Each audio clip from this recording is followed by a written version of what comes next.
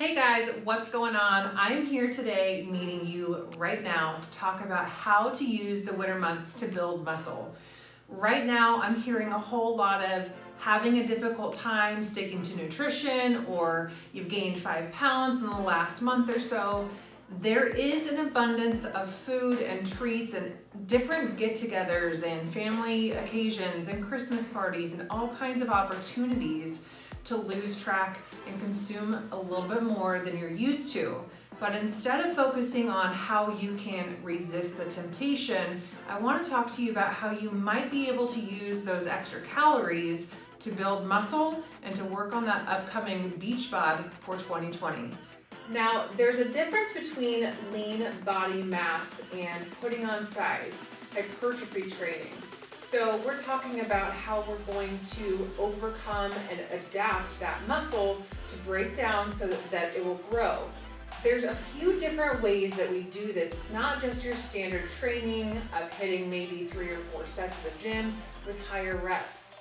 We're going to slow down the reps, we're going to drop the amount, and we're going to increase our rest time between sets.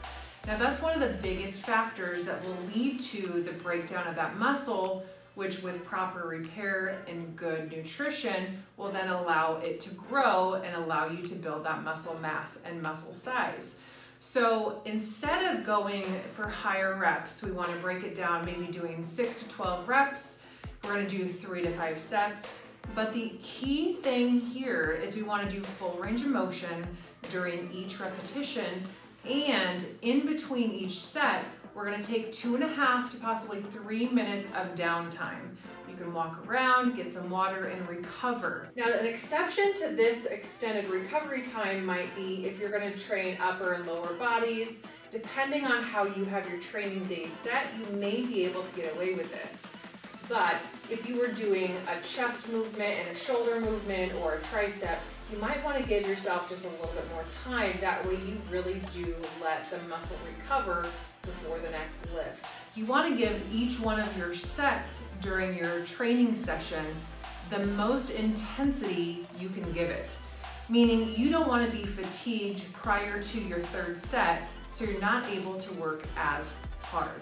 When we're talking about building muscle size, the volume of weight that you use is extremely important, and if not the most important factor, it's right up there. You'll want to make sure that instead of grabbing a typical weight or setting a machine to allow you to continue in reps, you want to be hitting about 70 to 80% of your 1 rep max. At the end of 6 to 12 repetitions, you're going to feel fatigued and you're going to need that extended rest time. Again, we're looking about 2.5 to 3 minutes of rest, and your body should be really ready for that at that time. If you get to maybe rep 10 or 12 and you feel like, well gosh, I could keep going, I could move a little bit more weight, you probably need to bump up your overall training weight for that particular movement. There's really no better time to work on building muscle than right now.